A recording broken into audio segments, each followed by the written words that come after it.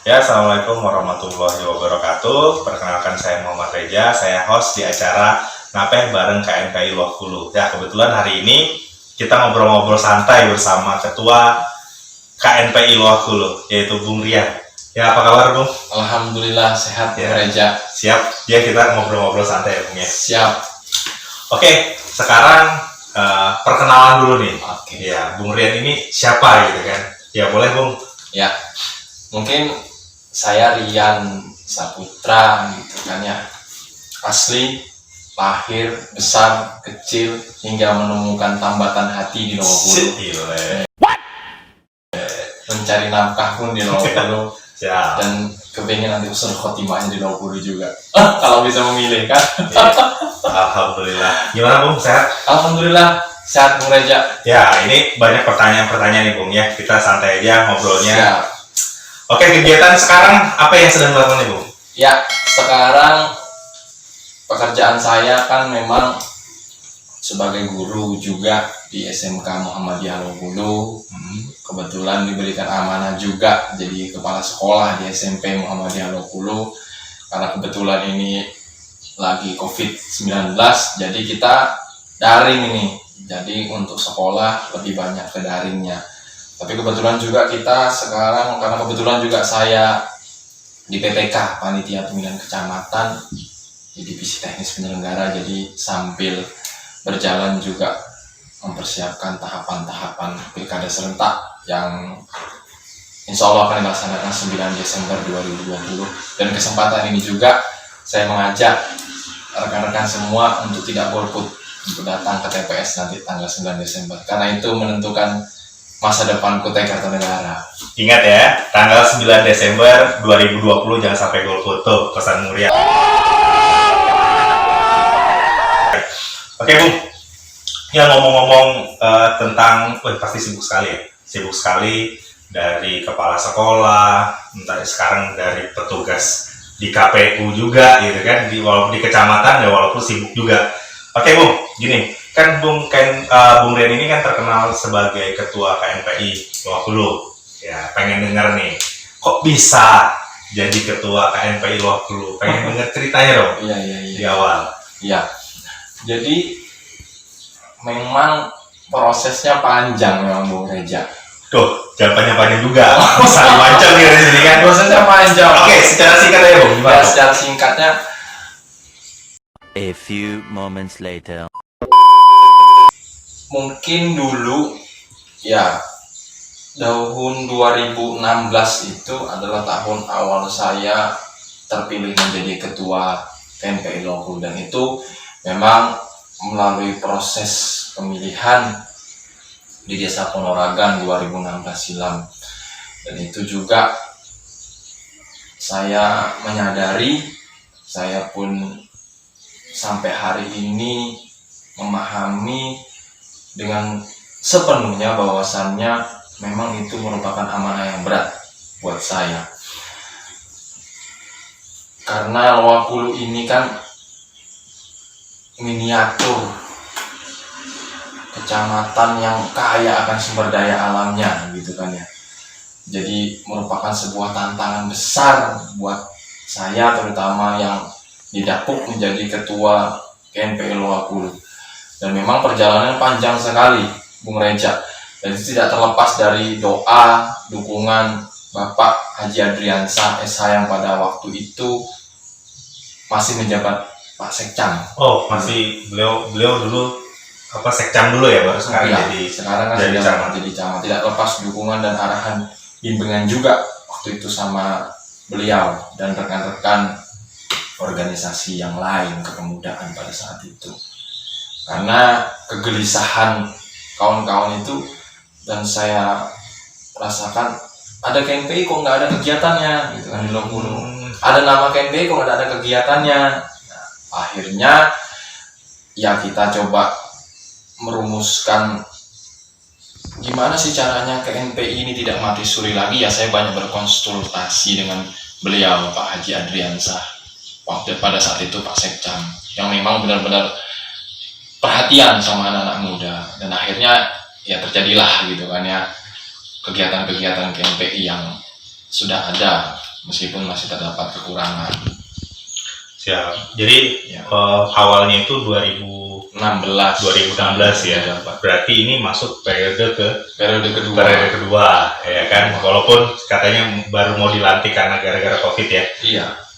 Oke, Bung, selama menjalankan itu KNPI itu di mata Bung Rian tuh seperti apa nih? Ya, kan ini perjalanannya menuju menjadi ketua KNPI. Ya. Jadi KNPI itu waktu awalnya sebelum menjadi ketua KNPI itu Bung Rian ini menganggap KNPI itu apa? Dan setelah terjun di dalamnya, ya baru tahu KNPI itu seperti apa gitu. Iya. Ya. Gimana, Bu? Iya. Saya itu sangat mencintai tanah kelahiran saya, meskipun saya pada saat itu kuliah di Samarinda, kebetulan kuliah di Samarinda di Institut Agama Islam Negeri, IAIN Samarinda yang dulu namanya Selain.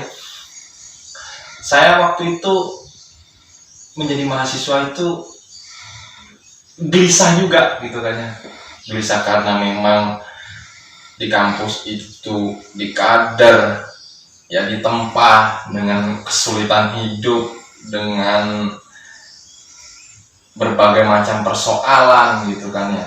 Jadi saya memang mencintai organisasi sejak kuliah gitu kan ya, sejak kuliah. Oh, jadi udah aktivis ya, aktivis Sudah. di kampus juga. Ya, Ya SMA juga lah, sama-sama tahu gitu kan. iya, ya itulah. Jadi dari kampus itu memang muncul sudah kegelisahan saya gitu kan ya, kegelisahan gimana gitu kan ya, supaya Loakulu itu minimal kita sama-sama lah membangun. Kita tidak bisa berpangku tangan gitu, kita tidak bisa menyalahkan, kita tidak bisa menjustifikasi gitu kan ya. Ini tugasnya pemerintah, ini tugasnya perusahaan, tapi sementara kita hanya berpangku tangan sebagai anak muda. Tidak boleh begitu dong. Mestinya kita harus ya sama-sama gitu kan ya. Karena ini kan amanat Pancasila ini kan ya. Gotong royong itu kan, semangat gotong royong itu kan amanatnya Pancasila gitu kan. Jadi apa-apa itu kan gotong royong gitu kan yang Jadi bukan hanya dari pemerintah saja, tapi kita pemuda pun juga ikut andil dalam pembangunan di Kecamatan Loakulu. Iya, maka dari itu saya melihat KNPI itu sebagai wadah melanjutkan perjuangan sebenarnya dari kampus ke Kehidupan nyata lah ya. nyata. Aplikasinya lewat KNPI ini mudah-mudahan kita bisa berjuang bersama gitu kan, apa yang menjadi cita-cita kita bersama gitu kan. Yang di kampus dulu kan idealisnya kita sebagai agen pembaharu, agen sosial gitu kan ya, agen pokoknya kita tuh disiapkan siap menjawab tantangan masyarakat. Nah itulah aplikasinya di KNPI ini, saya melihatnya tuh di situ sih. Dengan ber-KNPI kita coba menelurkan satu ide gagasan dan kontribusi nyata untuk masyarakat, tidak hanya sekedar konsep diskusi, Kritik sana sini, dan tidak melakukan apa-apa kan itu percuma gitu kan. Oke, berarti kan masuk ke periode kedua ya. Berarti pasti ada tantangan ya kan? Nah, pengen dengar dong tantangannya di awal menjabat sebagai ketua KNPI sampai sekarang, apa tantangannya, Bu? Iya. Jadi saya itu kan masih muda ya. Memang waktu 2016 itu saya setahun baru lulus kuliah. Pasti orang menyaksikan kan, anak kemarin sore kok jadi ketua KNPI Loakulu. Ya pasti banyak lah ya. Gitu ya. Siapa ini kok tiba-tiba jadi ketua KNPI Loakulu gitu kan ya. Pastilah juga ya wajar lah saya rasa itu menjadi bagian dari namanya hidup itu kan, pastilah netizen itu kan banyak, jadi wajar saja. Itu tantangan, saya anggap itu tantangan buat saya gitu kan. Terus memang pada saat saya menjabat itu tidak ada lagi dana yang dikelola gitu kan ya. Dana tidak ada, jadi kita betul-betul swadaya, semangat gotong royong, patungan ya. Ada kegiatan tuh patungan, itu kegiatan KNPI itu patungan gitu anggotanya gitu kan, supaya punya kegiatan gitu kan ya. Dan alhamdulillah beberapa kali kita kegiatan itu kan memang kerjasama dengan pemerintah Kecamatan Loakulu gitu kan. Jadi ada juga yang kerjasama dengan perusahaan juga kan ya. Jadi tantangannya itu pertama memang banyak cibiran awal-awal itu, terus memang kesulitan biaya dan kegiatan, dan memang kesulitan mencari anak-anak muda yang memang mau ya, mau sih, mau berkorban lah ya, keluar dari zona nyaman ya, gitu. yang biasanya nongkrong ya sekarang Nongkrong mau nggak kira-kira? diajak serius ya gitu untuk bangun waktu lu. Oke, berarti berkolaborasi ya Bung ya, berkolaborasi dari sama pemerintah kecamatan, ya pemerintah desa juga termasuk ya, Iya. sama perusahaan juga, makanya kegiatan-kegiatan di KNPI berjalan sampai dengan hari ini ya gara-gara support dari perusahaan dan pemerintah kecamatan ya berarti ya. Oke Bung, itu tantangannya yang sangat seru ya. Tantangannya pertama dicibir ya, pertama anak muda nggak bisa ngapain memimpin KNPI, akhirnya membuktikan dengan banyaknya kegiatan-kegiatan ya sampai detik ini ya KNPI itu terlihat mulai bangkit lagi Iya. ya dari tidur suri panjangnya ya. Oke, betul. Terus kan ini sudah menjadi ketua KNPI ke kecamatan yang kedua nih ya, apa sih yang akan dilakukan ke depannya Bung?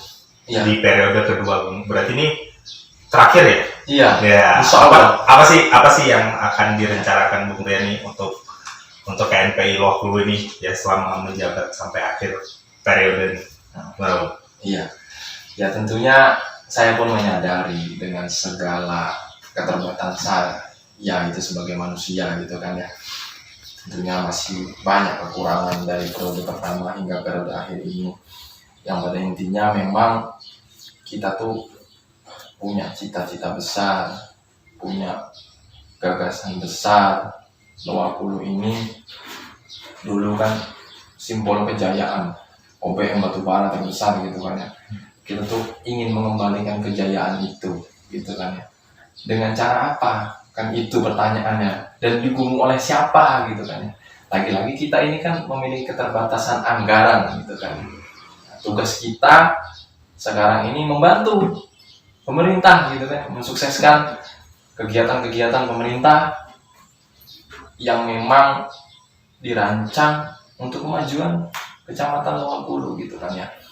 Itu yang pertama. Yang kedua memang kita sebagai corong masyarakat sih, jika memang ada masyarakat yang ingin berkonsultasi dengan kita gitu kan terkait sulitnya misalnya akses jalan gitu kan ya, masih banyaknya infrastruktur jalan yang belum terkoneksikan dengan baik, mungkin kita bisa membantu mengkomunikasikan, karena lagi-lagi bukan hak kita untuk, kecuali kita ini legislatif ya kan, Iya, ya punya untuk ya kita berusaha mengkomunikasikan dengan pihak-pihak yang berwenang itu. Jadi memang saya ingin di periode akhir ini kalau mati itu kan ya, kan kita tuh kan selalu berdoa gitu kan, Allahumma khtim lana bil Islam, wahtim lana bil iman, wahtim lana bi husnul khatimah. Kita ingin mati dalam keadaan Islam, mati dalam keadaan iman, dan mati dalam keadaan husnul khotimah. Saya ingin mengakhiri kepengurusan ini dengan husnul khotimah, dengan cara menyelesaikan pekerjaan kepengurusan KNPI yang sebelum selesai dan membuat 1, 2 atau 3 program prioritas, terutama kegiatan ekonomi kreatif. Hari ini kita akan fokus kepada 3 kegiatan. Kita akan mencoba di sektor pertanian, kita akan coba tanam jahe gajah. Kita akan coba itu, karena supaya mindset anak muda itu tidak hanya bagaimana selesai lulus sekolah itu maunya kerja di tambang aja. Harus ada yang menjadi jiwa entrepreneurnya keluar juga ya. Iya, kembali ke petani kan keren juga itu. Ya, petani modern sekarang banyak contoh ya di Samarinda juga banyak petani modern dari hidroponik ya, sekarang sukses juga jual hidroponiknya gitu kan. Mungkin jahe gajah, terus yang kedua nanti kita karena Loh Hulu ini Minapolitan gitu kan, Perikanan ya, mencoba nanti di sektor perikanan, pertanian perikanan, dan terakhir mungkin nanti kita akan coba pemberdayaan ekonomi anak muda ini, kita mencoba buka bengkelas nanti. Bengkelas. Yang simpel-simpel saja, yang sederhana saja, tapi nyata, gitu kan ya. Ya, 3 sektor ini mungkin yang akan terselesaikan di periode saya terakhir. Dan itu semua lagi-lagi kita ini memiliki keterbatasan. Makanya nanti saya akan coba mengkomunikasikan dengan pihak-pihak terkait untuk mensukseskan 3 program kita ini, pemberdayaan ekonomi. Kalau terkait kegiatan seperti sepak bola, poli, event-event itu sudah kita laksanakan semua. Sekarang sisa tinggal produktif saja lagi ya sistem produktif yang menghasilkan lah itu ya. Oke, itu yang akan dilakukan ke depan ya. Jadi dari sisi ekonomi, perekonomian ya, juga ada rencana-rencana tiga prioritas itu. Oke Bung, gini kan ini kan channel episode pertama lah ya, episode pertama ya ngapain bareng KNPI ya. Kenapa sih buat channel YouTube ya? Dan katanya infonya itu kita akan meluncing aplikasi ya ke depannya. Ya, nanti kita akan launching website juga ya kan. Ya, apa sih tujuannya gitu kan? Apa sih tujuannya, kenapa sih kita lari ke online juga gitu kan? Dulu kan kemarin kegiatan KNPI itu hanya offline. Ya, kita sekarang udah merambah ke online juga. Apa sih tujuannya, kenapa dibuat ini? Lalu mungkin kita ini kan sebagai generasi milenial itu harus melek teknologi. Kita tuh tidak boleh gagap teknologi atau gaptek gitu kan ya. Sebagai generasi milenial kita harus bisa menyesuaikan diri lah. Karena mau tidak mau, suka tidak suka, arus globalisasi, majunya perkembangan informasi dan teknologi memaksa kita untuk melakukan hal itu. Jadi kenapa media YouTube, terus nanti akan aplikasi juga akan kita bikin, semata-mata itu hanya untuk memudahkan kita sebenarnya. Hanya wasilah saja untuk memudahkan kita menyampaikan cita-cita kita, menyampaikan ide gagasan kita. Dan mungkin nanti ke depan, ini karena baru saja kan, ke depan nanti kita akan buat aplikasi itu bagaimana orang tinggal klik saja ketika memang mau ke tempat wisata, misal di Losumber ada Tugu Pembantan Jepang, udah klik aja sudah muncul, sudah profil desa Losumber, Tugu Pembantan Jepang, ada spot-spotnya, gambarnya lengkap di situ di aplikasi itu. Saya melihatnya itu sih, lebih pada itu. Wah, jadi aplikasi keren ya nanti ya. Ya kita tunggu saja. Ya, mudah-mudahan kita segera bisa dilaunchingkan ya, apa itu aplikasi di KNPI 20, mudah-mudahan terlaksana dengan lancar. Terus channel YouTube nih, ya channel YouTube rencananya kita mau ngapain di YouTube ini? Ya, memang YouTube kita coba nanti di channel YouTube kita ini lebih banyak kepada edukasi sih, lebih banyak kepada edukasi, nantinya pengalaman. YouTube ini yang pertama memang tujuan kita ingin lebih dekat aja sih,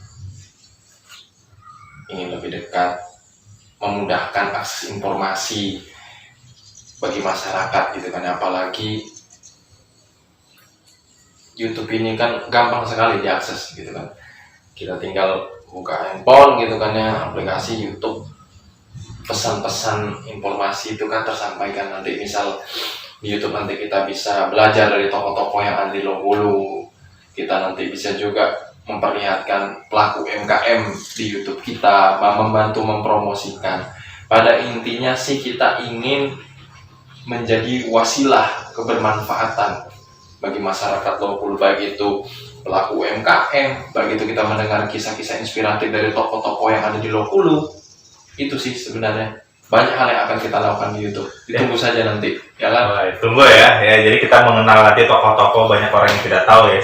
Jadi YouTube ini sebagai penghubung lah ya. Penghubung antara pelaku usaha, entah itu tokoh, ke masyarakat secara umum. Ya bisa jadi nanti malah bukan hanya terkenal di Kecamatan Bengkulu, dengan adanya YouTube ini bisa diakses di seluruh Indonesia ya. Mudah-mudahan ya. Mudah-mudahan, amin. Oke, Bung, terakhir ya. pesan-pesannya nih ya para penonton nih ya, minta tolong apa sepatah dua patah kata biar YouTube channel ini keberlangsungannya Panjang. panjang ya.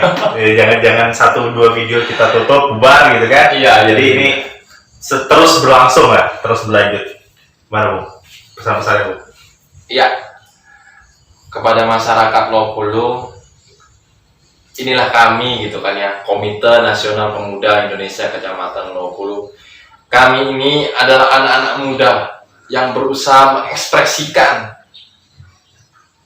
ide kami, gagasan kami dalam wadah ber-KNPI ini. Jadi kami mohon kepada masyarakat, ayo sama-sama gitu kan ya, sukseskan Sukseskan ya. channel YouTube kami. Iya. Jangan lupa Subscribe, like, and comment. ya. Yang share gitu kan ya. Share video terakhir ya. Share terakhir. Biar ditonton. Oke, sekian obrolan kita ya. Terima kasih Bung Rian. Siap. Kita udah berbincang-bincang ya panjang lebar di acara ya ngapeh bareng KNPI Lopulu ya, mudah-mudahan dengan adanya channel ini ya terus berlanjut ya, mudah-mudahan bisa menginspirasi ya kepada masyarakat secara luas. Itu saja Bung, terima kasih waktunya.